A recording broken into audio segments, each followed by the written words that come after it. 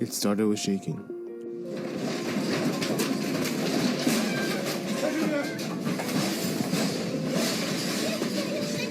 A serene morning in eastern Japan was transformed into a catastrophe as the ground shook under the cities and fields.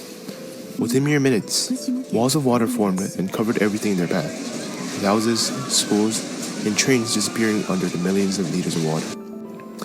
That was March 11, 2011, the day of the strongest earthquake ever recorded in Japan, which spawned a tsunami and nuclear meltdown and left destruction in its wake. More than 18,000 lives lost, 500,000 displaced, whole communities wiped away. But that wasn't the end of the story. What followed instead was an extraordinary amount of support beyond borders, an American military operation based not solely on strategy, but on empathy.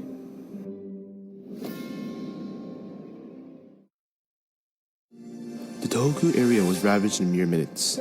The waves traveled with such frightful power, nearly reaching 40 meters high in some places, trending as far as 6 miles inland. Survivors recounted black water engulfing towns whole, and citizens were torn from their loved ones in seconds. Aside from the destruction of the tsunami, Japan also endured a nuclear crisis. The Fukushima Daiichi nuclear facility experienced meltdowns, spewing radiation and precipitating further evacuations.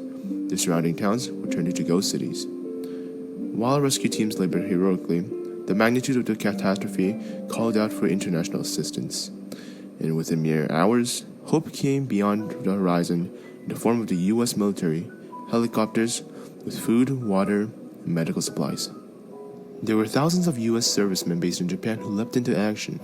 Ships were diverted, aircraft carriers transported emergency relief, helicopters flew in supplies into areas where roads didn't exist. This was dubbed Operation Tomodachi, named in honor of the word for friend in Japanese. And it wasn't merely about logistics, it was symbolic. Soldiers and sailors could be seen assisting neighborhood residents clear brush, carry water, or reunite with family.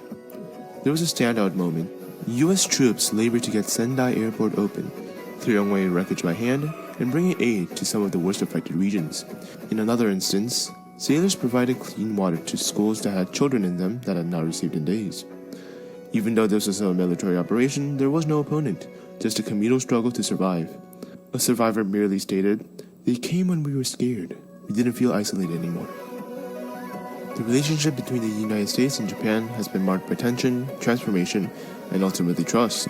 In the mid-19th century, the U.S. forced Japan to open its ports to American trade through Commodore Perry's expedition, an act that ended centuries of Japanese isolation and marked the beginning of modern U.S.-Japan interaction.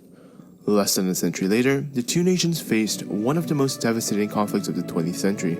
After Japan's attack on Pearl Harbor in 1941, the U.S. entered World War II, culminating in the atomic bombings of Hiroshima and Nagasaki. The scars of war ran deep on both sides. But out of that destruction came a new kind of relationship. The United States helped rebuild Japan after the war through economic aid, political support, and establishment of a democratic government.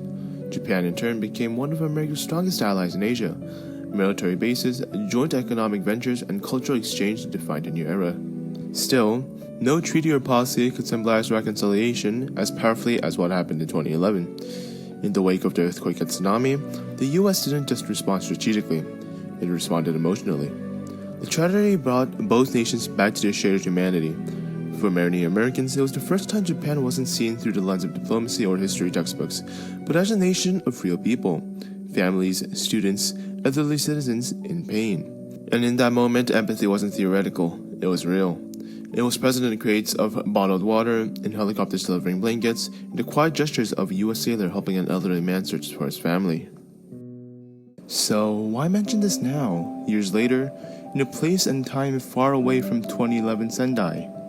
Because empathy is not simply about responding to tragedy, it's about how we recall it.